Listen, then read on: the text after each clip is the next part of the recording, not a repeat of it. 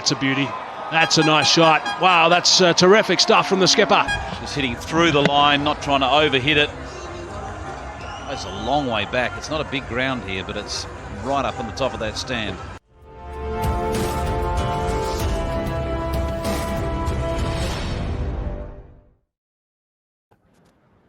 So if you had ABD at one end of innovation, you have the classical, straight hit of Faf du Plessis.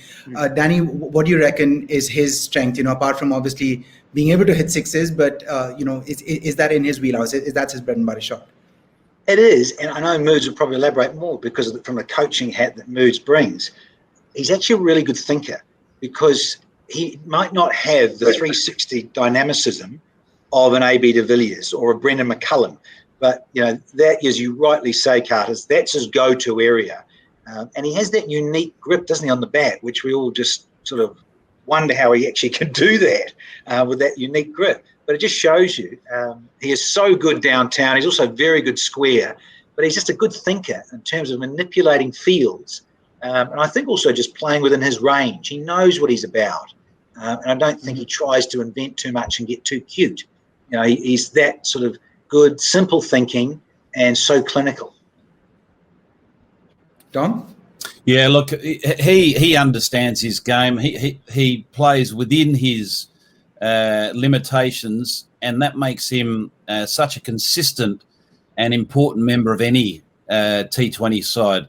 That's just a classical straight hit. Everything about that was pure. If you saw that in the Test match, you'd be comfortable knowing that it was a controlled shot, a controlled aggressive shot, but he's transferred that same, I suppose, tempo into T20 cricket. And where Faf du Plessis is, a cut above a lot of the top order players is that he has a clear understanding of his game and he trusts his game and he plays classical cricket shots. There's no fanfare. But he still operates at a high strike rate and a very healthy average because of that consistency. Right. So on that topic, Tom, I'll just put this next question to you. That what position suits him best, do you feel, in T20s? Of course, he bats at 3 predominantly, but and that's where he's batted most of his, I think, white ball career. Is 3 the right spot for him? Yes, I think players like Faf du Plessis have to bat in the top 3. It's very simple. They are your general anchor players that are consistent. They give you the ability to build partnerships with players that are a little bit more dynamic and a little bit more on the high risk scale.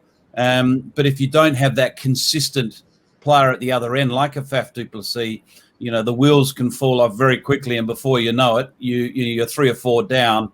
But he's the one that's understands the game, understands the tempo of the game, and navigates the team through those first 10 overs to set that foundation to go big in the back half. Right. Danny, Faf is scheduled to lead the St. Lucia team this year. And of course, he's been a captain for South Africa as well. Any thoughts on the change from Darren Sammy's leadership and what Faf du Plessis will bring to the team? Well, as we all know, we can't play forever. And dear Darren Sammy, what he brought to the table is an inspiring guy, of course. And they're changing their name again. It's all very exciting. Of course, T20 changes a lot, doesn't it? And so they're now the St. Lucia Kings that have gone away from the Zooks again. I just think he brings all that experience. They got to the final first time ever last year, again, without the big massive stars and perhaps some of the resources that TKR and the Warriors have in Guyana. Let's see. I really hope he has a good tournament because, you like your star quality or your captains having a big say, a big role within a tournament. So, I think he will. And he does love it. And he's one of those guys that, again, ekes out every ounce of his talent and his knowledge to pass on to younger guys. And I think his moves, again, with his coaching hat on, sit some franchise T20 cricket around the world. You need international players who are prepared to give. They want to give and they want to be there for the young guys, the next generation, to pass on knowledge. And he for me, I don't know, Mood maybe want to talk more about that, he's right at the top of the list. Yeah, Tom, I don't know how many, I don't think he's been terribly successful in franchise cricket, winning too many titles. So would that be something that he'd want to correct as well?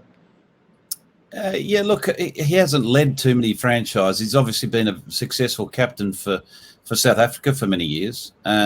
He's tactically very sound. He's also a leader that inspires his players. So I think he'll relish the challenge to captain, and I'm sure that with the vast amount of experience he has, plus the experience that Darren Sammy has off the field, that combination could be quite a potent combination. Right. So let's wait and watch as Faf du Plessis starts his campaign as captain.